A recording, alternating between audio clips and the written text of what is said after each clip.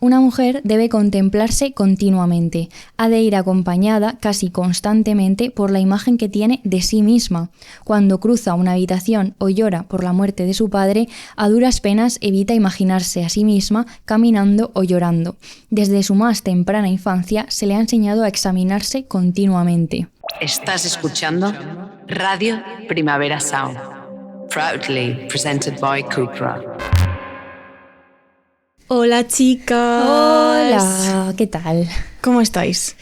Estamos aquí no de estoy nuevo. bien. Tú no estás bien, Inés. Ya que preguntas. Es que ¿cuándo estás bien tú? Yo estoy siempre genial, pero hoy estoy mal porque ha sido un día como que me ha atropellado. Te ha atropellado He sido la vida. atropellada Ya, por es la verdad vida. que has hecho muchas cosas. Tengo una cosa por cada hora del día, Sí, prácticamente. efectivamente. Entonces está siendo un día intensity. Está siendo un día intenso, efectivamente. Pero bueno. Bueno, el espacio-tiempo en Punzadas Sonoras está definitivamente roto porque hemos juntado un poco grabaciones y entonces esto sale más tarde de lo que estamos grabando. Entonces, chicas, no sabemos dónde estamos. ¿Qué será ahora de mismo. nosotras el día que salga esto, eh? Sí. ¿Qué A ver, hora- no, qué hora en sigue? realidad no pasa tanto tiempo, pero es verdad que más tiempo de lo habitual. Yo ya sabré en este momento si mi papiloma ha muerto o no, por ejemplo. Claro. La Inés del futuro O sea, ya... o sea que la gente que esté preocupada, en el momento en el que escuchen esto pueden escribir a Inés para Diciendo que ya estás sola o tienes un inquilino.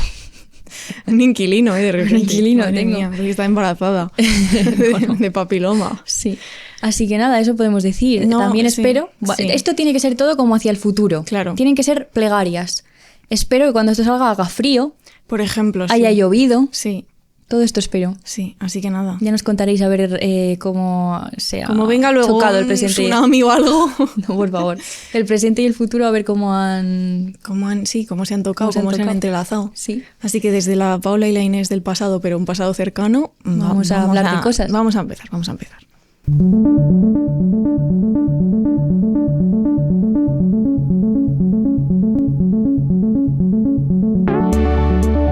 Punzadas Sonoras con Paula Ducay e Inés García. Qué intro más express hemos hecho, pim pam pum, cómo se nota que el guión es largo. Ya ves, Bueno, no chicas, podemos gastar minutos. No podemos gastar minutos. Bueno, yo estoy muy emocionada hoy porque vamos a hacer un episodio tirando de hilos y de temas que aparecen en, básicamente, mi libro favorito de 2025. Yo creo que puedo decir mi novela favorita de 2025, Sí. ¿eh? Sí. Es que... En tu caso novela, porque como Inés lee ensayo Claro. como un monstruo del ensayo, pues tiene esta cosa. Pero yo es mi libro favorito de 2025, que es la novela Hasta aquí todo va bien, de Estela Sanchis, que está editada en Candaya. Aplausos para Bien, Estela. Aplausos, sí. Por hacer todo tan bien. Es que, hija... Siempre no quiero aplaudir aquí, aplaudo lejos, por si a Kelu le revientan los oídos, eso no hay que hacerlo, supongo. Podrías haber hecho como Broncano en La Resistencia cuando hacía... No sé si lo sigue haciendo porque ya no Sí, lo veo. que pone lo de ¡pam! ¡pum! Yo siempre me veo los reels de la revuelta. Eso es un poco Es verdad que yo no se llama así. Claro, es un poco mi ritual de antes de dormir. Bueno, esta es la primera novela de Estela, que nosotros la conocimos en Valencia porque es librera en Bangarang, que es un sitio chulísimo, las que seáis de Valencia lo conoceréis seguro. También es fotógrafa y artista visual y todo esto tiene mucho que ver con lo que cuenta en Hasta aquí todo va bien. Porque en esta novela os vamos a contar un poco acerca de ella y luego ya nos metemos en el barro de los temas. Cuenta la historia de Estela, casualmente, escritora y protagonista se llaman igual, que es una joven artista visual y fotógrafa que llega a una residencia artística en un país que no es el suyo. Allí se encuentra con una serie de personajes, cada uno tiene sus cositas, tampoco vamos a desvelar demasiado, y entrelazada con la trama de la residencia se narra una época en la vida de Estela cuando ella acababa de salir de la Facultad de Bellas Artes y empezaba a explorar pues su relación con la fotografía, con el arte, con el voyerismo, con la mirada, con el deseo, con el control. Definitivamente muchos temas. A mí lo que más me gusta de la novela es lo bien entrelazados que están los temas, porque hay muchos hilos que la recorren. De hecho, yo, la defensora del ensayo, tengo que decir que está, por eso, o sea, la novela perfecta para mí. Claro. Porque todas las ideas que aparecen, Estela las podría haber desarrollado en un ensayo, mágicamente, seguro que lo hubiera hecho genial, pero están entrelazadas en esta historia que, como no sé cómo encaja genial la ficción con la parte ensayística y de repente hay conversaciones entre los personajes en las que se está argumentando acerca de ideas o teniendo no confrontaciones argumentales acerca de, por ejemplo, ¿qué es el arte? ¿Qué es el arte? Es Sí. que ¿cómo se puede hacer también una cosa? Pues así. Así. Claro, así estamos de locas con esto.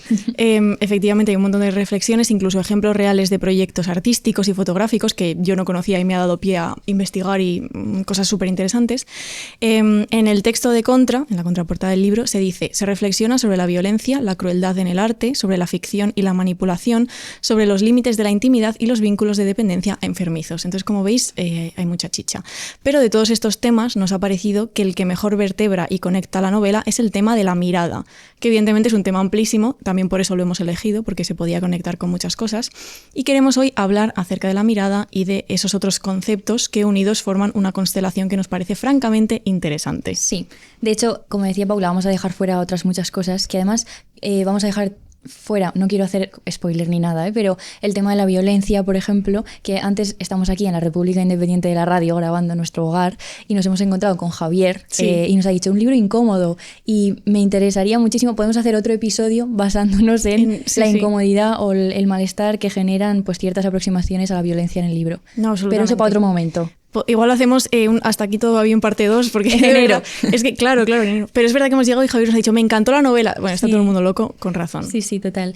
Pues vamos a hacer una pequeña introducción sobre la mirada a través de un libro que se llama Modos de ver, libro famosísimo, de John Berger, que está editado en Penguin. De hecho, lo tengo yo aquí y es una patraña, pero está en inglés. Yo a ver. No he podido leer esto, pero está aquí. Pero la edición en español es exactamente igual que la inglesa, o sea que sí, la Muy gente... buena edición, ¿eh? No, muy chula, Es sí. muy bonito este libro, sí. La verdad se ha dicho. Y dice Berger, la vista llega antes que las palabras. El niño mira y ve antes de hablar. Y habla de cómo la vista es la que establece nuestro lugar en el mundo, porque, entre otras cosas que podríamos decir acerca de ella, no es un acto mecánico. Solamente vemos aquello que miramos. Mirar es un acto voluntario, hay una decisión en la mirada. Además, nunca miramos solo una cosa, sino que dice, siempre miramos la relación entre las cosas y nosotros mismos. Claro, la mirada como algo que te sitúa. Total, esto me encanta porque es verdad que nunca miramos una sola cosa, ¿no? No se puede eso. No se puede. Yo te estoy mirando a ti y veo la fucking calle que siempre me distrae. Pero si miras, por ejemplo, una pared blanca, ya, pero muy ves de cerca así, toda la pared. pero ves una pared. Claro. ¿Es una sola cosa? No.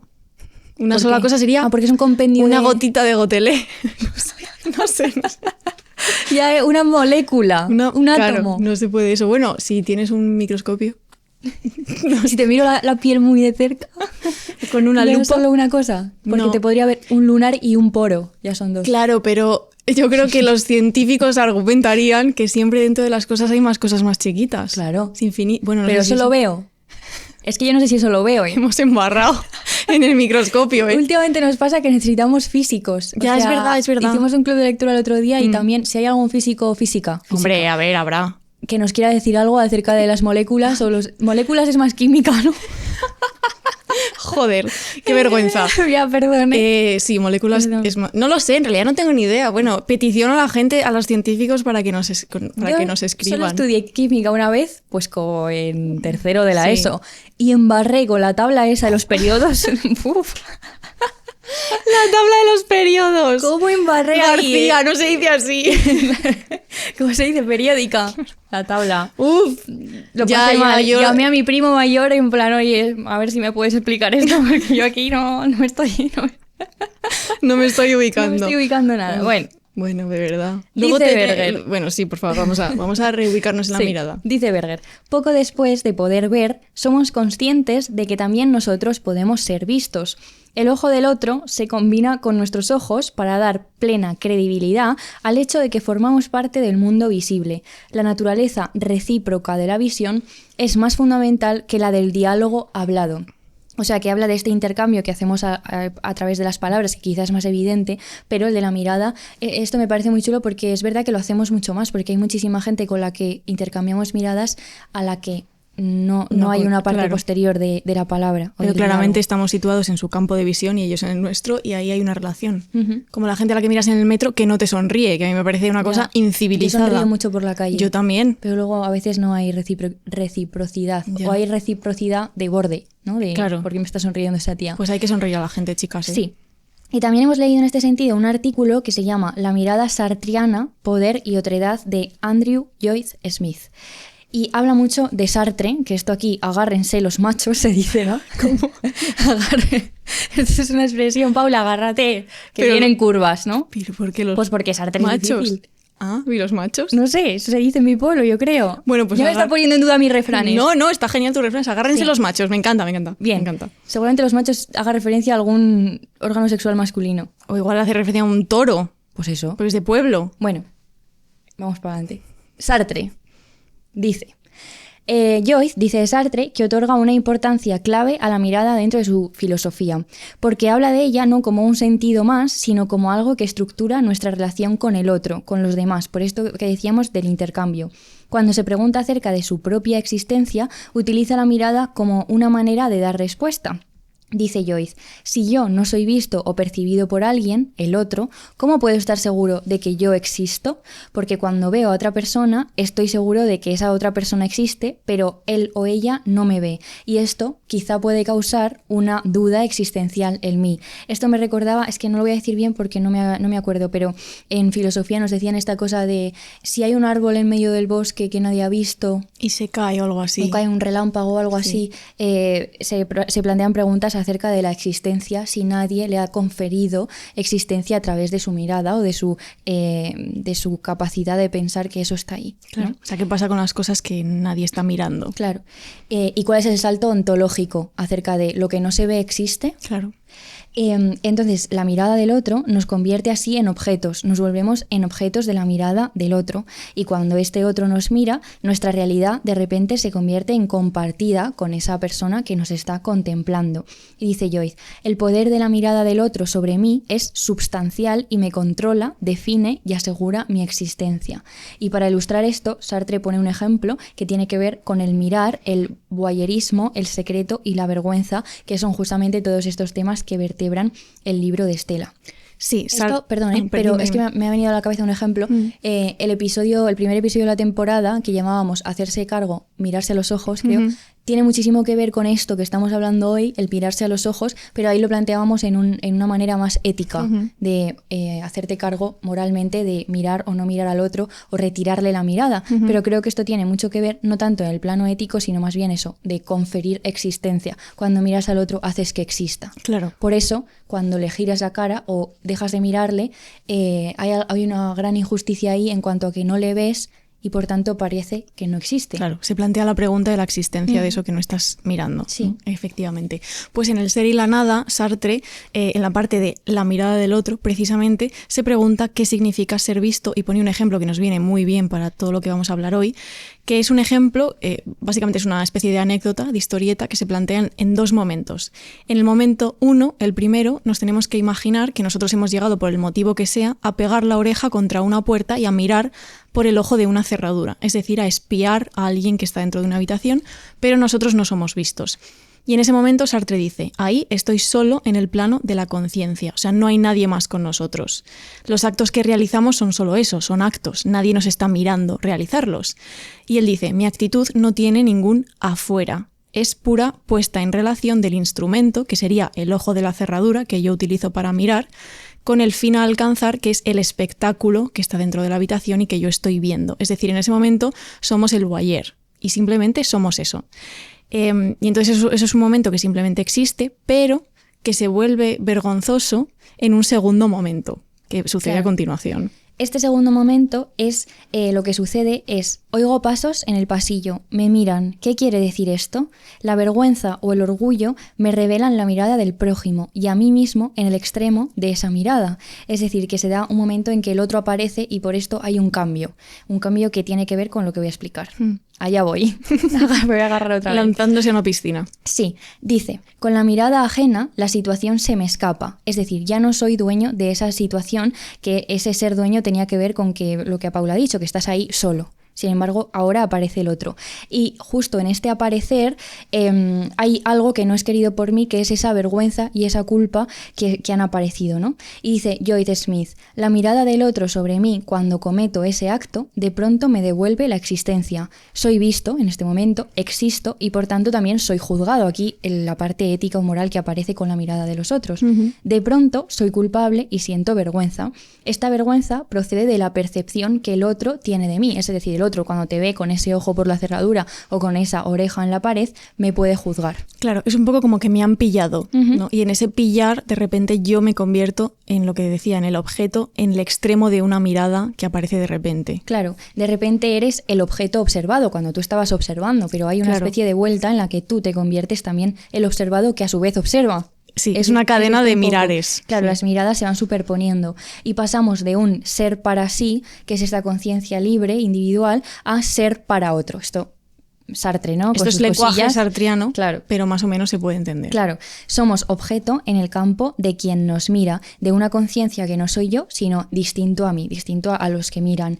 Y esta es una condición ontológica de la existencia con los otros. La mirada de los dos nos puede limitar, nos puede controlar, nos puede hacer sentir culpa o vergüenza. O sea, que tiene un impacto en lo que somos, en lo que sentimos y en lo que los otros dicen o piensan de nosotros, que me interesa mucho esta cosa del juzgar, de que de repente quizás estás haciendo una cosa que es condenable, pero que nadie estaba viendo, por tanto, nadie te está juzgando, pero de repente cuando aparece el otro, aparece una mirada que puede ser incriminatoria. Efectivamente, muy podríamos bien decir. dicho.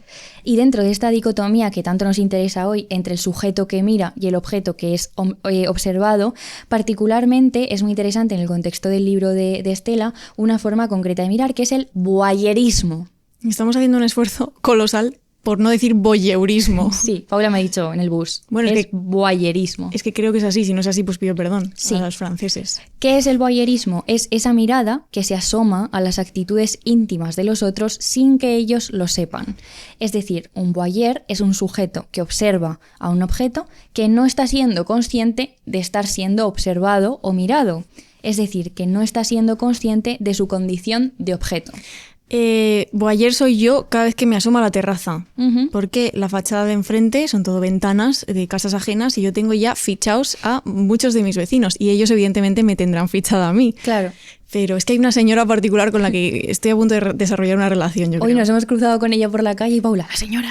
Porque es la señora y su gata y yo es que la amo. Claro, pero desde la es distancia. voyeur hasta que en ese momento en que vuestras miradas se crucen. No, y nuestras miradas se cruzan a veces, claro. Y en ese momento y yo me voy. Porque es cuando surge el encuentro entre el ti, no sé si se puede yo y decir así, el yo y el otro. Y el otro, efectivamente.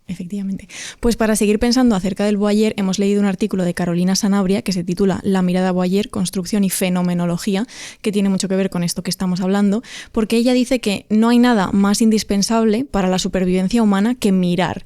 Pero cuenta, es verdad que la mirada se ha complejizado hasta tal punto que la cultura a veces condena el acto de mirar en ciertas circunstancias o en ciertos momentos muy concretos. Podríamos decir que hay miradas prohibidas o miradas condenables, y estas prohibiciones y condenas tienen mucho que ver con la relación que hay entre la mirada y el cuerpo, o la mirada y el deseo, o la mirada y la curiosidad, sobre todo cuando se trata de la curiosidad por otras personas.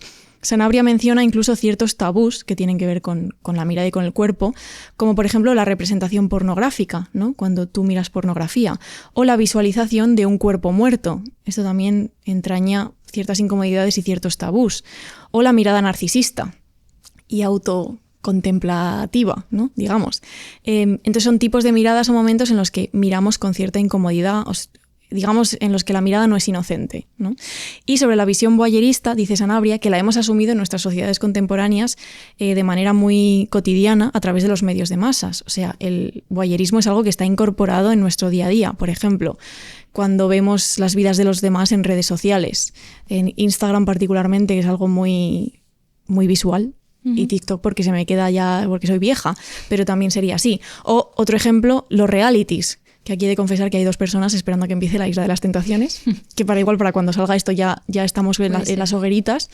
Entonces, que quizá la mirada voyeur es algo que tengamos mucho más incorporado, aunque es verdad que cuando tú miras las vidas de los demás en redes sociales, ellos sí que son conscientes de que les estás mirando, pero sí que parece haber ahí un componente voyeur, ¿no? De alguna manera. También por las cosas que aparecen ahí, porque puede aparecer una persona llorando o yo qué sé, ya hemos pasado un límite emocional en el que aparecen cosas totalmente íntimas en las que quizá si tú mirases sin que el otro hubiera consentido sería condenable, sí. Pero como el otro se ha puesto a sí mismo como sujeto ahí, ha puesto toda la carne en el asador, ¿no?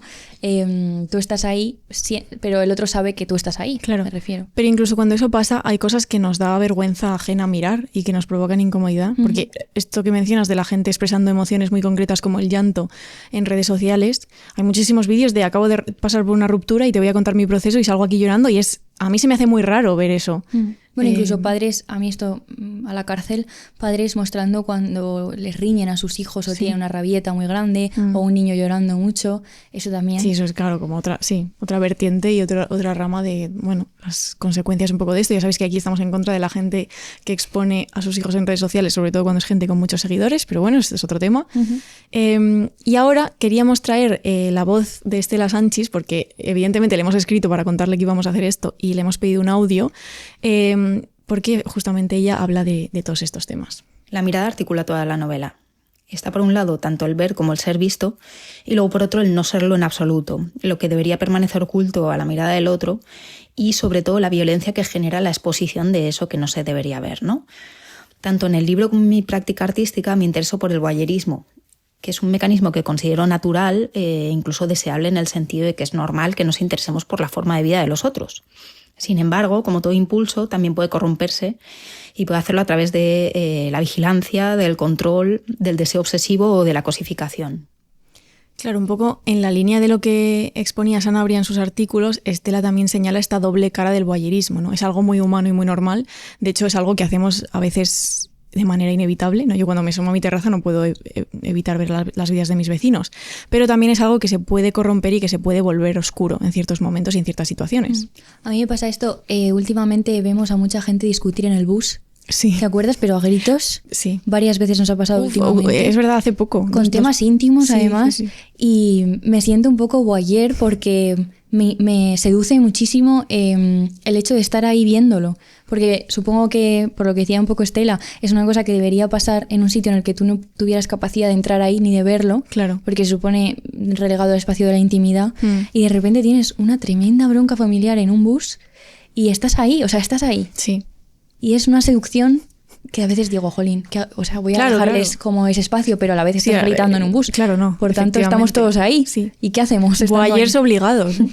Es que además sé el último ejemplo que nos ha pasado hace poco. Sí. Total. Sí. Y queríamos problematizar ahora esta dicotomía que hemos planteado entre el sujeto que mira y el objeto que es visto, que se plantea en este libro, en Hasta aquí todo va bien. Y además me parece interesante porque todas las dicotomías en realidad hay que problematizarlas en general, yo creo. Cuando se hace una distinción tan tajante, muchas veces funciona pues para explicar o para introducir y tal, pero luego está genial ir un paso más allá y decir, esta separación es tan evidente. Sí, muchas veces se tambalean o incluso se derrumban. Sí, que seguramente todas las dicotomías un poco. Sí, es bonito también. Claro, entonces, vamos a este esquema clásico que hemos planteado, el de mirar contra ser mirado, es decir, el sujeto que mira contra el objeto que es mirado.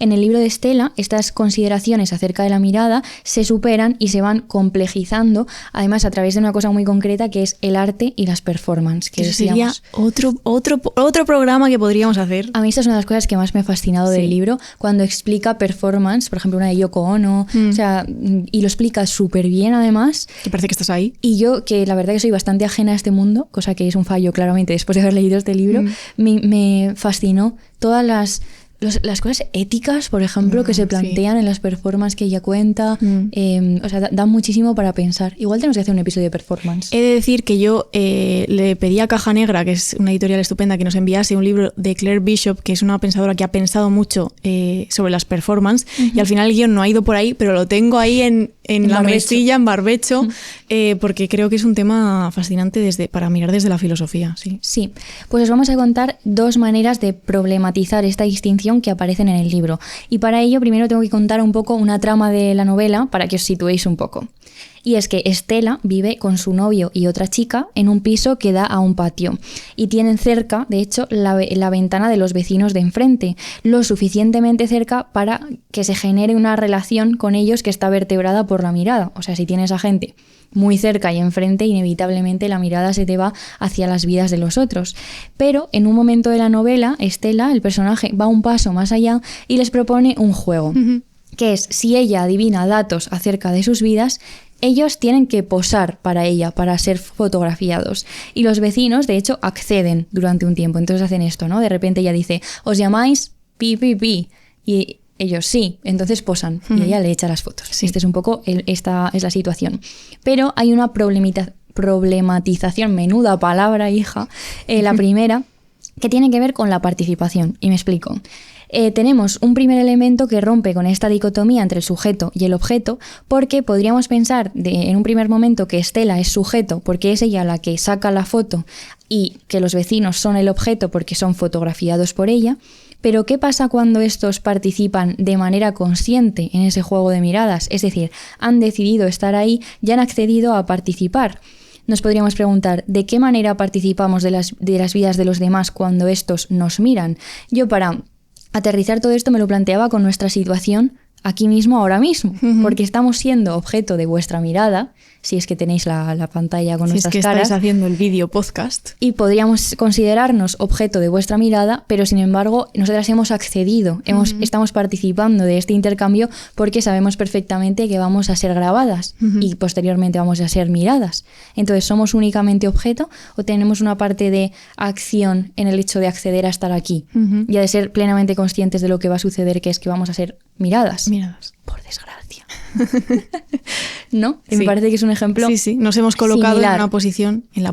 en este esquema clásico de la dicotomía, en la posición del objeto. Y cabe preguntarse si realmente lo somos. Claro, que es exactamente lo mismo que pasa en esta trama de la novela, porque los vecinos, que son franceses, esto no sé si lo he dicho, pero son franceses, son tres franceses, son partícipes del juego que se les ha propuesto. No son, en este sentido, simplemente objetos a los que esté la fotografía, sin que ellos lo sepan, o por lo menos en un primer momento no se plantea de esta manera. Entonces, lo que a Estela le interesa no es un objeto enteramente pasivo, o sea, no les echa fotos cuando ellos no se dan cuenta, claro, sino que hay una invitación a participar. Y eso ya es convertirles en sujeto, claro, de alguna manera. Eso ya es romper un poco, trascender con esta dicotomía sujeto-objeto, justamente. Luego hay un segundo momento de problematización en la novela, siguiendo en esta trama de los vecinos, digamos, en el que el objeto fotografiado devuelve la mirada, lo hemos planteado así. Porque es verdad que los vecinos en la novela acceden durante un tiempo a que se les fotografíen y entran en este juego, pero un día de repente bajan la persiana, que es una manera muy gráfica de decir, ya no quiero que me hagas más fotos. No quiero jugar más, me voy a casa. Efectivamente, no quiero jugar más, ya no quieren ser vistos, y cuando la vuelven a subir, porque supongo que necesitan luz. Eso lo dice el personaje de la novela, dice, claro, ya llegó un día pues que la abrieron porque habrá que tener luz natural en algún momento. Efectivamente, las plantitas se nos mueren, ¿no? Y entonces cuando vuelven a subir esa persiana, algo ha cambiado, y poco a poco es Estela la que se va sintiendo observada, sobre todo por uno de los vecinos, que es Greg. El juego, digamos que se da la vuelta, ya no es ella la fotógrafa y ya no es ella quien tiene el control de esa relación. Y es en ese momento en el que el fotografiado devuelve la mirada.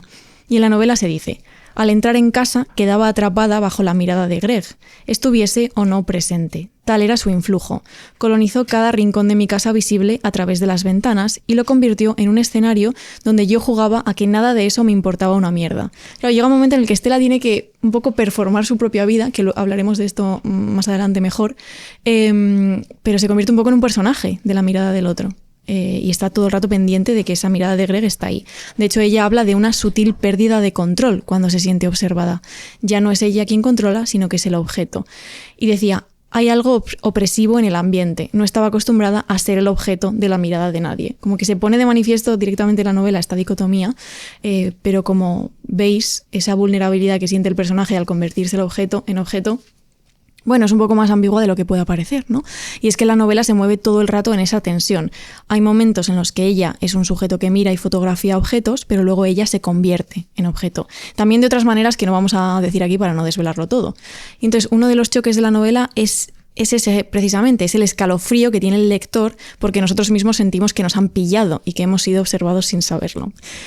Cabe preguntarse, ¿es el personaje de Estela realmente un objeto? ¿Hasta qué punto ella participa, como mencionaba Inés, de saberse observada? Y de hecho pensamos que hay mucho en la novela en Hasta aquí todo va bien, de cómo la mirada construye alteridades, un poco como exploraba Sartre. En el momento en el que escuchamos los pasos de alguien cuando estamos mirando por la cerradura, es como que caemos al mundo y en el mundo están los demás. Y esos demás pues nos pueden mirar y nos pueden juzgar, ¿no? Al principio de la novela hay un momento que me gusta mucho porque creo que marca todo lo que va a venir después, cuando Estela está describiendo su habitación en la residencia artística a la que va, donde dice: todo está fuera de lugar, desplazado de su eje. Y creo que esto es clave porque creo que es un libro que narra muchas cosas que están desplazadas de su eje. El eje, que además es un término súper visual, que tiene muchísima relevancia en el arte, pero que hemos pensado que también podemos pensar qué pasa en nuestras vidas cuando nosotras mismas nos sentimos fuera de nuestro eje, cuando algo nos desubica o algo nos incomoda, y precisamente la mirada puede ser ese algo que nos desplace de nuestro eje. Y como ha dicho Inés antes, pues aquí hablamos todo el rato de ver al otro como de manera ética, pero podemos hablar un poco del reverso oscuro de esta mirada. Que tiene más que ver con la vigilancia. Claro, y con lo íntimo, y con personas concretas y con la parte personal. Y para esto queríamos volver a traer la voz de Estela Sanchis porque nos va a contar otras cosas. La mirada se convierte fácilmente en amenaza cuando la hacemos evidente, ¿no? Cuando la encontramos. En ese sentido, en el relato es habitual que la mujer sea objeto de la mirada y sea el hombre quien la ejerce. Cuando se subvierten esos roles, pasan cosas, y esas son las cosas que me interesan. El personaje de Estela utiliza la mirada como forma de dominación, en particular hacia los hombres. Al observarlos los sitúa en un lugar de vulnerabilidad. Pero también se permite ser observada, estableciendo ella misma los límites de esa mirada del otro. Es la forma de situarse en una posición de poder. Y luego está el último juego. Planteo el relato como una autoficción y por tanto lo contado se convierte en una confesión que para algunas personas es un poco incómoda o perturbadora. A través del relato lo que hago es obligar al lector o a la lectora a hacerse cómplice de esa mirada que el personaje, o yo si queremos, está ejerciendo sobre los otros, haciéndoles partícipes o parte activa de esta especie de performance que en última instancia quería hacer con la novela. Es que, chicas, increíble entidad. Ese final, no vamos a hablar de ello, pero claro, yo tenía todo el rato la sensación, yo leí esta novela en verano, además me la leí en una tarde, porque claro, no, claro, yo entré ahí, no pude parar, había quedado, cancelé planes, o sea, no, esto es real. Iba a ir a una verbena con mi amigo Jorge y no fui. Porque es que estoy aquí metida. Me quedé leyendo esto. Y tenía todo el rato la sensación de que la novela actúa como un péndulo, porque el control, la vigilancia y la mirada van de un lado a otro y no están demasiado claras las fronteras, y no es fácil hablar del libro en este sentido, y para mí esto es una cosa buena, o sea, que no podamos plantarnos aquí a explicar el libro de manera sencilla. O sea, que creo que hay muchas cosas muy complicadas que tienen que ver precisamente con quién tiene el poder y el control cuando es sujeto, cuando es objeto de una mirada. Sí, y también lo que decía Estela al final de que funciona como una performance acerca de el papel del lector o la lectora, creo que a mí me ha pasado justamente eso. O sea, como que te incomoda y tienes que estar pensando tu lugar, sí, de alguna manera, o qué te está haciendo sentir. Sí. Bueno, es que a mí me punzó de manera muy personal. Luego cuento un poco por qué, pero al final.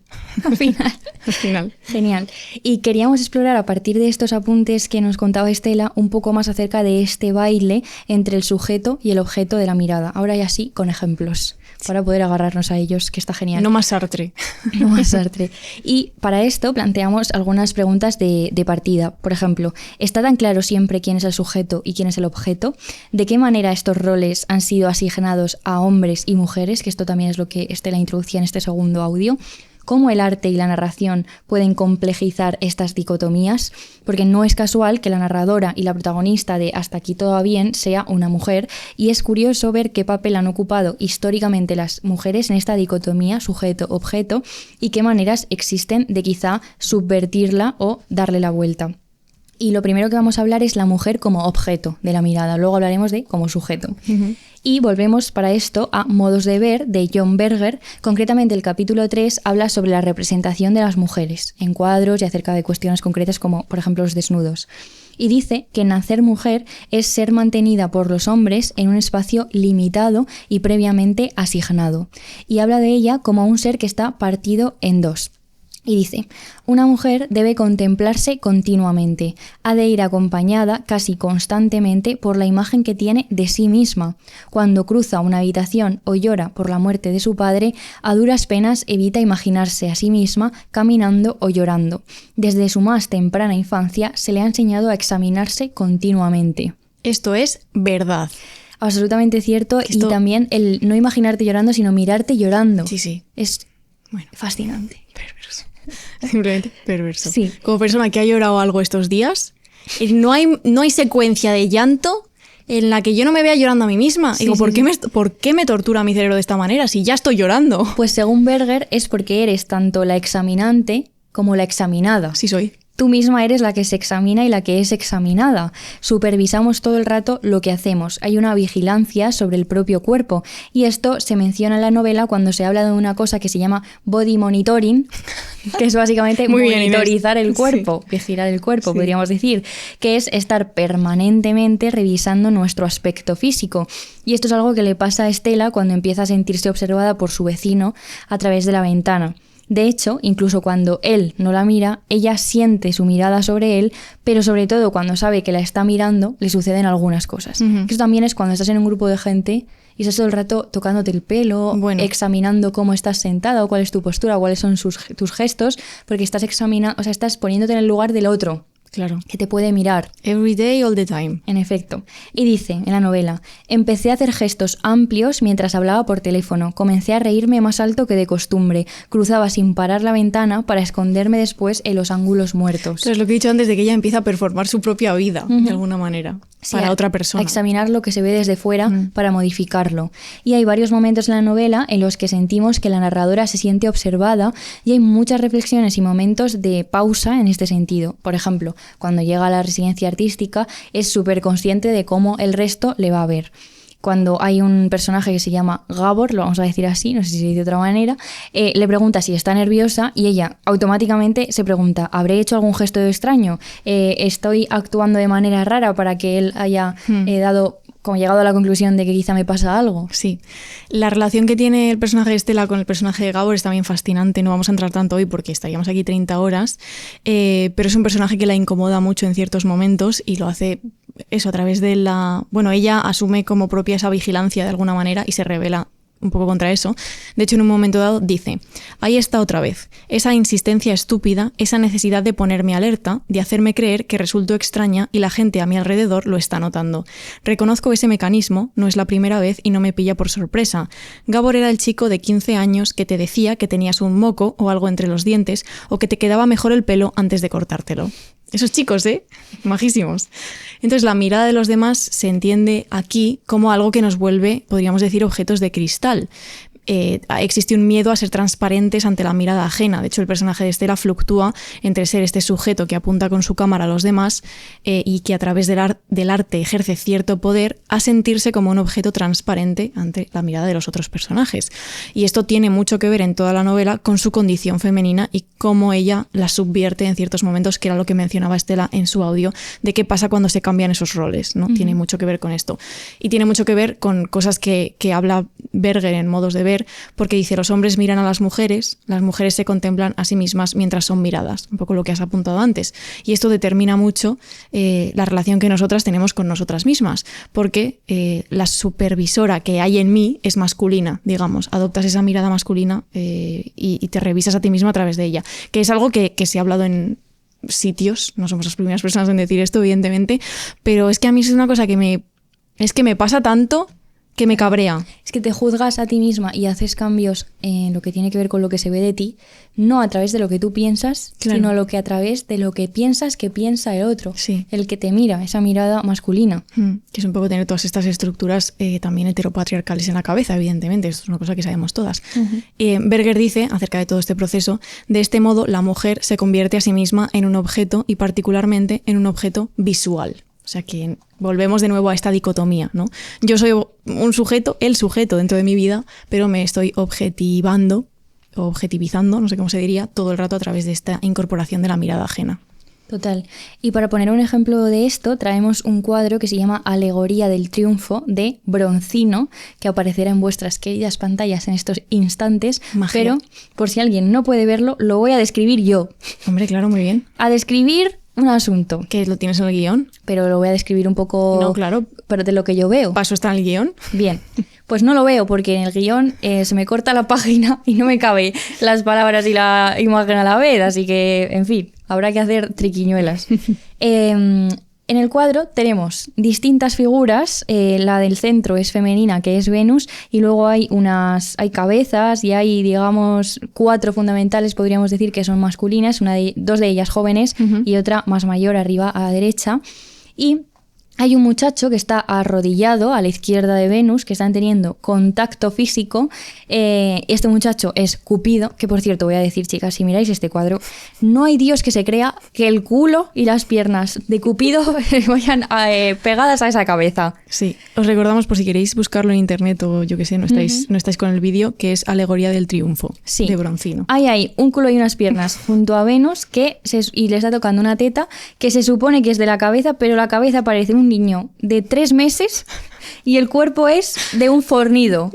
Entonces esto me perturba bastante. Risa, pero bueno, sí, corriendo un tupido velo con que los cuerpos aquí no están conectando, el muchacho es Cupido, como decía, y está besando a Venus. Pero la actitud del cuerpo de ella veréis que no tiene nada que ver con el beso que él le está dando. Y dice, su cuerpo está colocado de modo que se exhiba lo mejor posible ante el hombre que mira al cuadro. El cuadro está pensado para atrapar su sexualidad. Claro, para atrapar la sexualidad del espectador. Esto no de ella. Fuerte pensarlo. Claro, ella queda totalmente excluida, la sexualidad de ella también. No tiene vello, está empequeñecida para que el espectador, que se presupone masculino, sienta que tiene el monopolio, el poder sobre esa pasión sexual. Y dice Berger, las mujeres han de alimentar un apetito, no tener sus propios apetitos. Chicas, así es. No tenéis apetito. Es que además ella tiene una postura corporal tan rara. Sí, claro. O sea, es una pose completamente forzada. Sí, artificial. Que hace que no nos fijemos en ese beso, parece que se han besado sin querer. Sí. Esto que vas a dar 2 besos y te besas sin querer, pues eso parece. Y luego la cosa del cuerpo de él, que está totalmente descoyuntado, agarrándole la teta, que a la vez es que es un jaleo.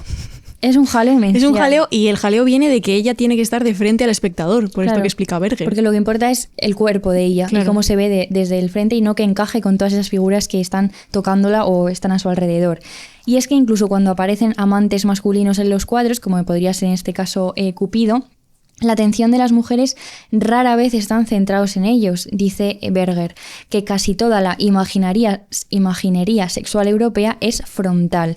El protagonista sexual es el espectador / propietario que mira, no los elementos que están ahí. Y en la pintura europea, al óleo concretamente, se da una contradicción. Dice que de un lado, el individualismo del artista, del pensador, del mecenas o por ejemplo del propietario; de otro, la persona objeto de sus actividades. Inés García, que te mueres. Pido perdón. Un poco de agua tengo que beber. Bebe, no pasa nada, no te preocupes. No tenemos ni que cortar si quieres. Me he quedado completamente sin voz. No, de repente estaba mirando el guión y escucho un hilillo. Digo, ¿qué le pasa? Que se muere. Como en un arroyo. Me he quedado de nada de agua, perdón. Ay. Perdón. Eso, que está de un lado el individualismo de la persona que lo hace, ya sea directamente el artista o indirectamente el mecenas o el propietario, y luego está la persona objeto de sus actividades, la mujer, que es tratada como una cosa o como una mera abstracción. Y esta dicotomía entre el hombre, espectador, propietario, y la mujer, objeto, sigue vigente, según Berger, en las representaciones artísticas y en el hecho de cómo las mujeres nos concebimos a nosotras mismas. Y una de las claves de todo esto es que el espectador se presupone siempre masculino, quien mira se presupone hombre. De hecho, esto creo que podría incluso traducirse no solo a la pintura al óleo europea, sino a las redes sociales muchísimo, en cómo plasmamos o cómo aparece lo que sabemos que va a ser visto por los otros. Claro. Por eso tiene tanto de irreal y de performático y de absolutamente pensado al detalle. Sí, cada foto, cada gesto. Calculado. Sí. El bañador aquí por encima de la cadera porque hace una determinada forma y se sabe que a ciertas miradas les gusta que esa forma. Claro. Y luego están las cuentas que explican todo eso, ¿no? Que es gracioso también. Sí, desmontar la performance, igual que en este cuadro, que se podría separar cada elemento. Sobre todo la cabeza de Cupido de su cuerpo. Absolutamente. Y ver cómo cada... Es que ni siquiera me parece que formen un conjunto, justo por eso. Porque hay una mirada que va tan dirigida a una cosa que luego, de manera conjunta, no siento que sea una unidad, sino unos cachitos de cosas puestos ahí de manera súper artificial. Para disfrute del espectador masculino, sí. Bueno, vemos entonces que en su libro Berger, a través de todos estos ejemplos, explica cómo ha funcionado la dicotomía sujeto-objeto, masculino-femenino en la historia del arte europeo, pero queríamos preguntarnos, y él también se hace la pregunta, de qué hay del arte que propone otros modos de ver, porque evidentemente existe este arte. De hecho, él cuenta que en las representaciones pictóricas o escultóricas de relaciones entre hombres y mujeres que se dan fuera del canon occidental, sí que vemos a las mujeres en una actitud activa y sus cuerpos no están orientados a donde va a estar el espectador que las mira, el espectador, la persona de carne y hueso, sino que simplemente están formando parte de la situación que se está representando. Y esto es muy interesante, ¿no? Que, bueno, siempre tenemos porque es nuestro canon de alguna manera, pero también está bien de vez en cuando ampliar la mirada, y en el libro te vienen fotos de las esculturas que no tienen nada que ver con esta cosa de Venus de manera frontal y artificial. Y luego está la historia, señoras y señores, de Susana y los viejos, que es un mito que se utiliza muchísimo para hablar de estas cuestiones, porque Susana, bueno, es la historia de una joven que es espiada por dos viejos mientras ella se está bañando desnuda. En el mito se cuenta que ellos intentan forzarla y ella se niega, porque además está enamorada de un muchacho y tampoco quiere estar con los viejos. Normal, Susana, porque no quiere estar con viejos. Entonces, esta historia de Susana y los viejos ha inspirado un montón de cuadros muy, muy famosos y es la historia que se utiliza para hablar de todas estas cuestiones. De hecho, os sonará quizás que muchas representaciones del cuadro de Susana y los viejos hechas por hombres muestran a Susana con una actitud en la que parece estar interesada en esas atenciones que los viejos le están dando. Por ejemplo, en el cuadro de Veronés, que es una escena súper plácida donde no se adivina la violencia que realmente subyace a la historia. O, por ejemplo, en las versiones de Tintoretto o de Rubens, en las que apenas se ve a los viejos, están como ocultos entre matorrales o están en la parte más oscurecida y lo que se ve de manera iluminada es el cuerpo de Susana. Pero tenemos, por supuesto, el cuadro de doña Artemisia Gentileschi, nunca sé pronunciar bien este nombre, que era que es una pintora femenina, y ahí sí que vemos a una muchacha que claramente muestra repulsión hacia los dos viejos que la están acosando. Todo esto está muy bien explicado en el libro Hombres Fatales de Lisenda Julibert, que ya lo hemos mencionado aquí y que se ha mencionado en otros podcasts. De hecho, yo lo escuché por primera vez en Deforme Semanal, ideal total.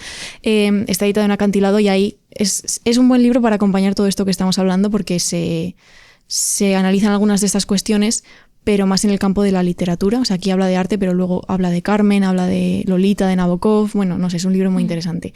Entonces, más allá de la historia de Susana y los viejos, en la que Susana, podríamos decir, es objeto de miradas que no desea recibir, sí que podemos encontrar ejemplos de cuadros donde una mujer que está desnuda y que puede estar en una situación vulnerable parece disfrutar de la mirada masculina, que sería un pasito más, digamos, a esta Venus que está pasiva recibiendo el beso de Cupido, pero a la vez colocada de manera que el espectador la pueda mirar, ¿no? Y el segundo ejemplo que traemos de este paso más allá es Mirar sin ser mirado, el voyeur en el arte y la literatura de Claudio Moyano Arellano, que es un poco darle la vuelta a esto que comentábamos anteriormente, porque habla de un cuadro de Eric Ficht que se llama Bath Boy, de 1981, pero también lo pondremos por aquí, cuya descripción es que una mujer se encuentra tumbada en la cama, desnuda, con las piernas abiertas enfrente de un jovencito que rebusca en un bolso, pero no deja de mirarla. En este caso el cuadro es más fácil de describirse, la verdad, que el otro.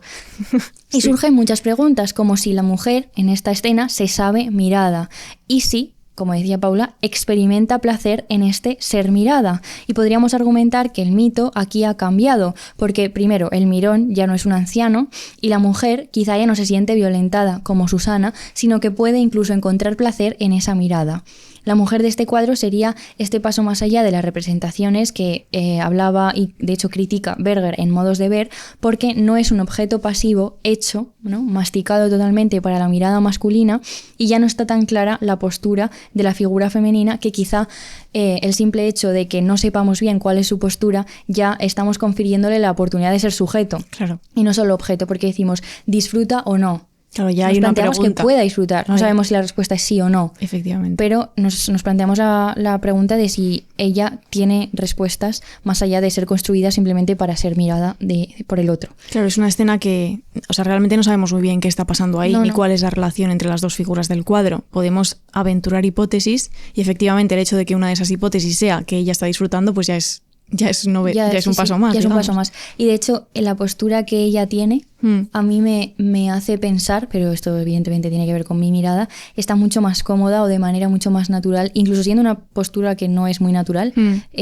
pero siento que ella puede elegir su postura y eso ya me plantea un cambio bastante grande con respecto a la Venus, que está ahí totalmente... Como dirías tú, tiesa como un ajopío. Está tiesa, sí que está tiesa.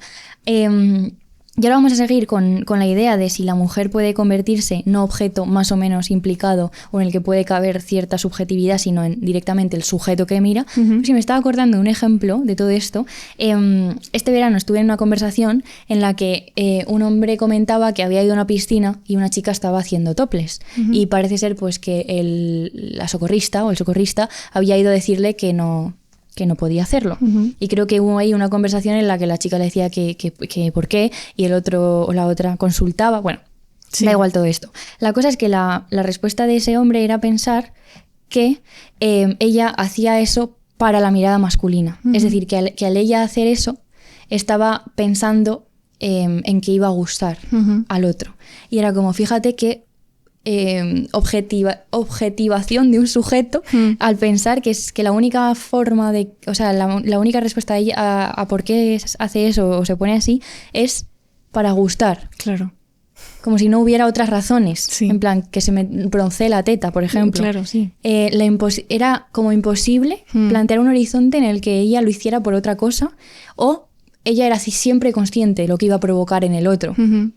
¿No? Claro. Había otra respuesta posible a que el espectador iba a prestar atención a eso y a verlo de una manera totalmente sexualizada, por Claro, supuesto. claro. Me hizo pensar muchísimo. Sí, como la ausencia de posibilidades, ¿no? Sí, sí. Es esto y es esto. Sí, o sea, no hay una manera en que un desnudo femenino no se sexualice. Claro. Y sobre todo la conciencia del sujeto femenino de que va a ser sexualizada y que está a gusto con ello. Ujú. Tal cual. Es como... me explota la cabeza. Luego me cuentas. No me suena esta Sí, no te anécdota. lo había contado. Entonces, cabe preguntarse, al hilo de todo esto, de Berger y de estos ejemplos, ¿qué pasa, como decía, cuando son las mujeres las que miran, cuando quien tradicionalmente ha sido objeto se convierte en sujeto?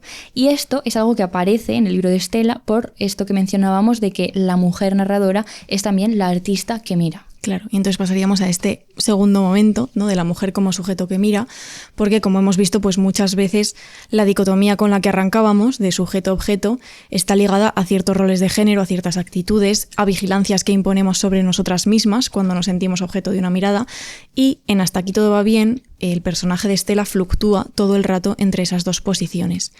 Como ha explicado su autora muy bien en el audio, ella quiere ver sin ser vista, quiere ver y ser vista. A veces las miradas de los otros sujetos que pueblan la novela la violentan, a veces le provocan vergüenza, a veces le provocan deseo. Además, un deseo muy concreto del que no vamos a hablar demasiado y os leéis la novela. Sí, también es fuerte Sí. que esta novela quizás sea incómoda por esto que acabas de explicar, que es que a veces a la protagonista algo le violenta, otras le provoca vergüenza y otras placer. Claro. Y qué poco acostumbradas estamos a que algo pueda provocar violencia, pero también deseo. Claro. Que creo que hay muchas escritoras y pensadoras, no sé si no me acuerdo citar y tal, pero creo que por ejemplo Sara Torres ha reflexionado mucho acerca de esta cosa del deseo violento, del deseo que nos parece incómodo Sí. o aberrante Sí, incluso. ¿Qué pasa con eso? Y que, de hecho, en alguna punzada hace mucho hablamos de esto. Yo es que me he acordado de Sara Torres mucho haciendo este guión, Sí. sí, precisamente por lo que ella plantea. que tiene en ese reflexiones sentido. muy interesantes. Y Sí. también, de nuevo, esta cosa que apela al que lee. ¿Por qué te incomoda Claro. un deseo que tú consideras que no entra en la cajita de los deseos posibles? Efectivamente. De hecho, hay reflexiones en el libro que van o sea, que total. hablan directamente de todo esto. Sí. En la trama de los vecinos que mencionábamos antes, en los que se da este juego de datos y de fotografías, se mencionan algunas obras de arte y algunas performances. Yo creo que performance. Da igual, chicas. Bueno, se mencionan algunas cosas de las que la protagonista bebe para inspirarse en este juego. Y una de ellas es Sweet Benetien, de la fotógrafa Sophie Calle, que se escribe Calle, pero es francesa, por tanto asumo que se pronuncia Calle. Y os queríamos contar un poco acerca de este proyecto. He sacado mucha información en el blog de Leire Echazarra, que es divulgadora de fotografía, que tiene un blog que se llama Cartier-Bresson no es un reloj, donde escribe precisamente sobre fotografía y sobre fotolibros, porque le apasiona. Y hay un montón de artículos sobre cosas que yo desconozco, porque es verdad que no es mi tema.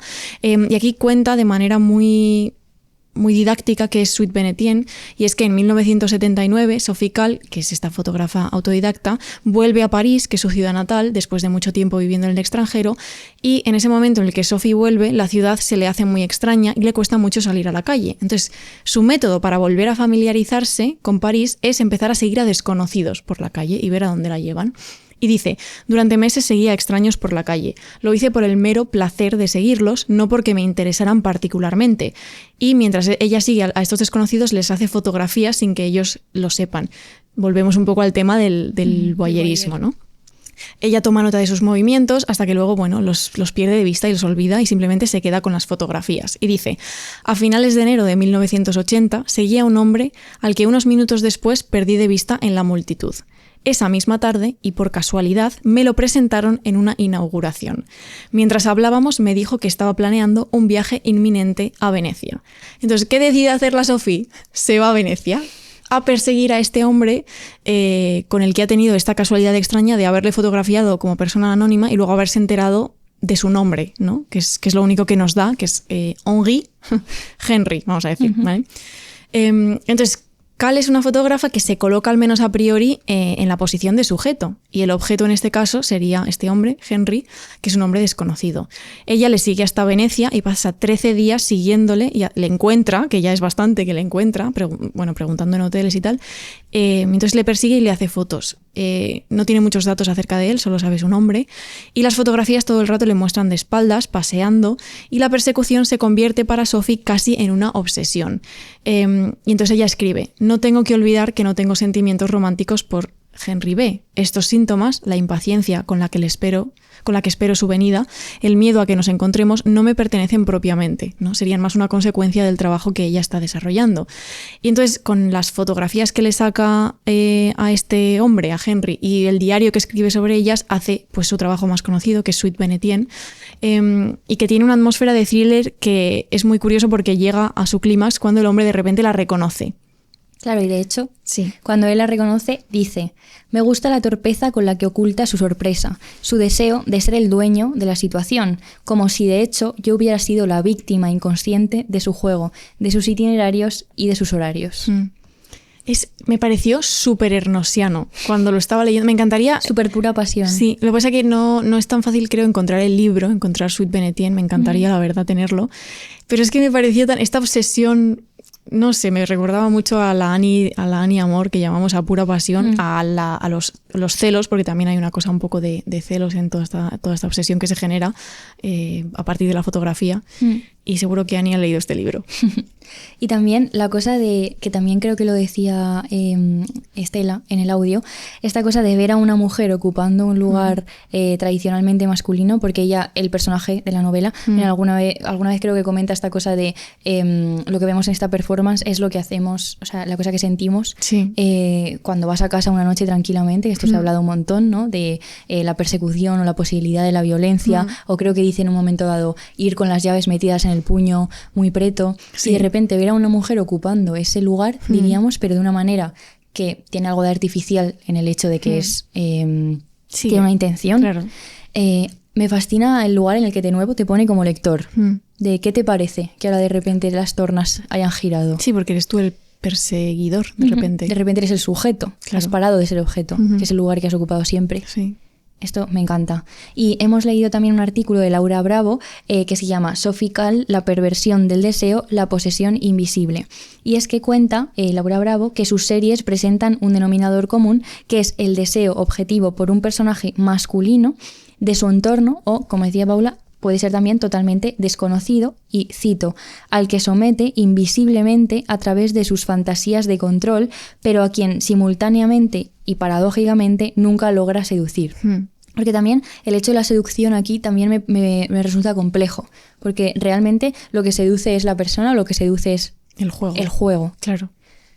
Ambas igual. Claro. Pero creo que el juego tiene mucho peso en estos casos. Total. Y en la novela aparece mucho también eso. Claro, porque hay una actitud acechante y posesiva, en este caso por parte de una mujer, en un rol, como decía, estereotípicamente masculino, en el juego ese de la seducción.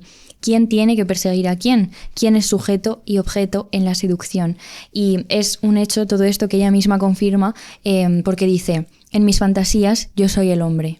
Bueno, es que esta frase yo me la tatuaría, te lo digo.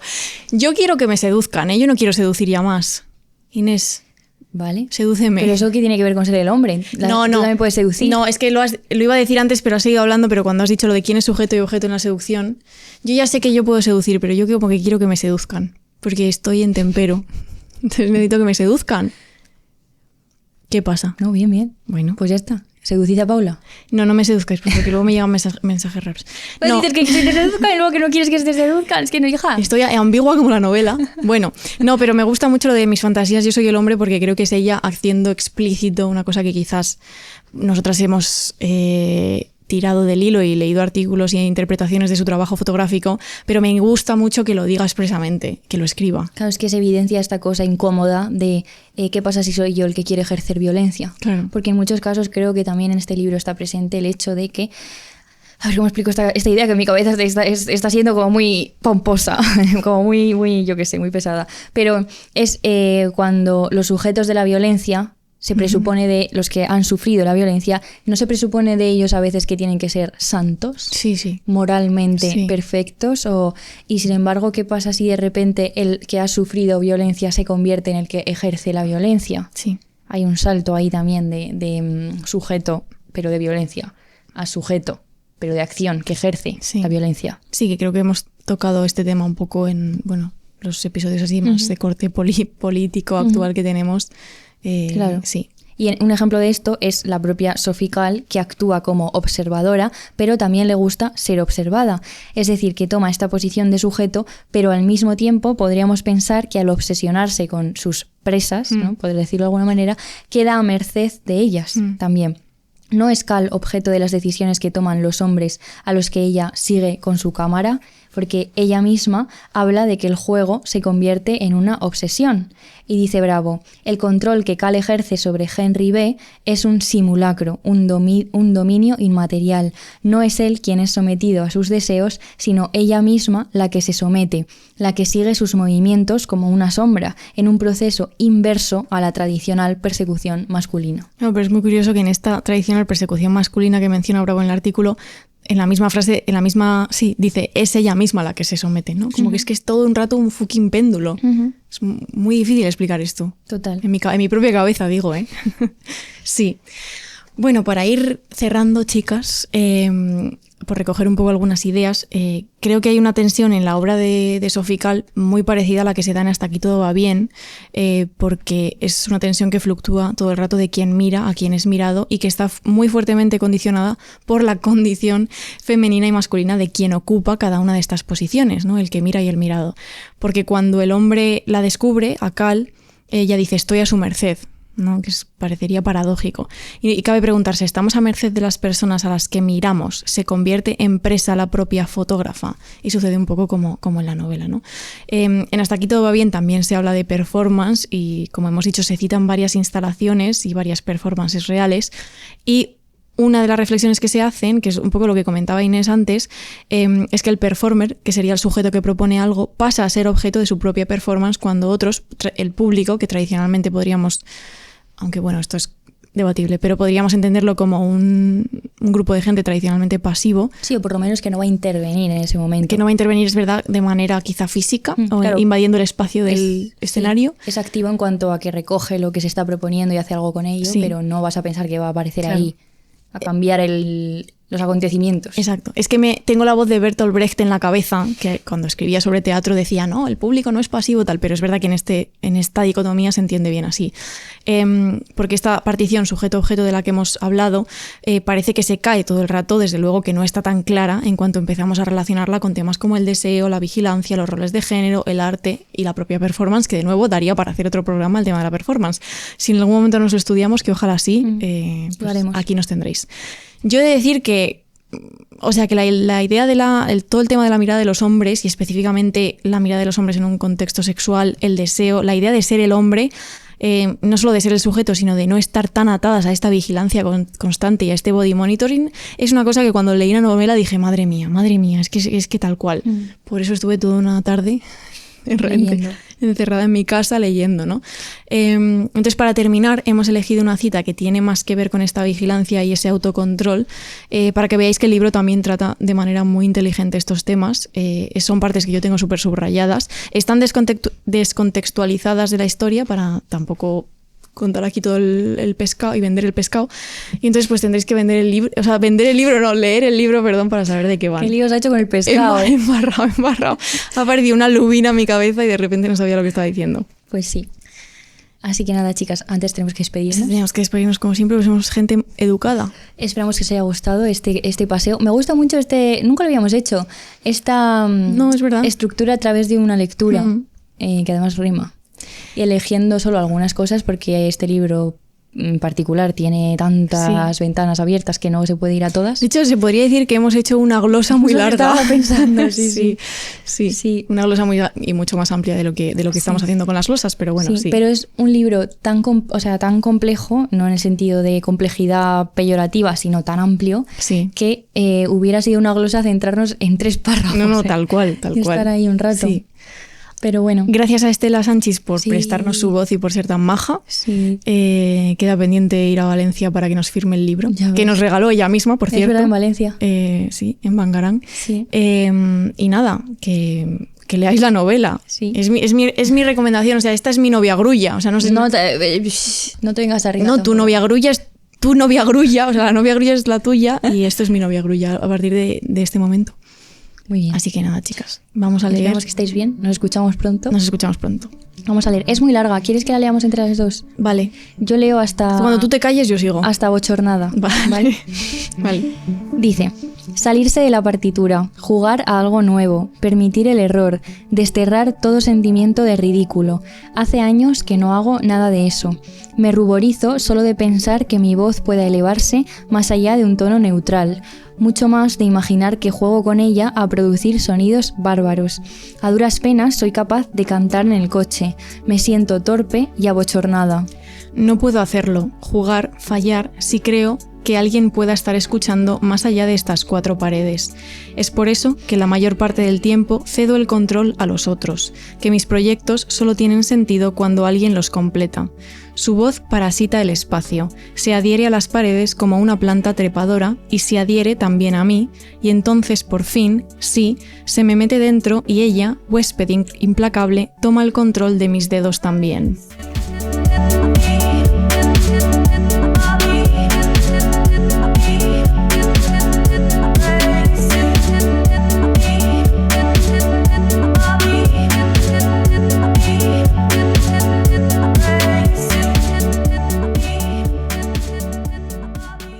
Estás escuchando Radio Primavera Sound, proudly presented by Cupra.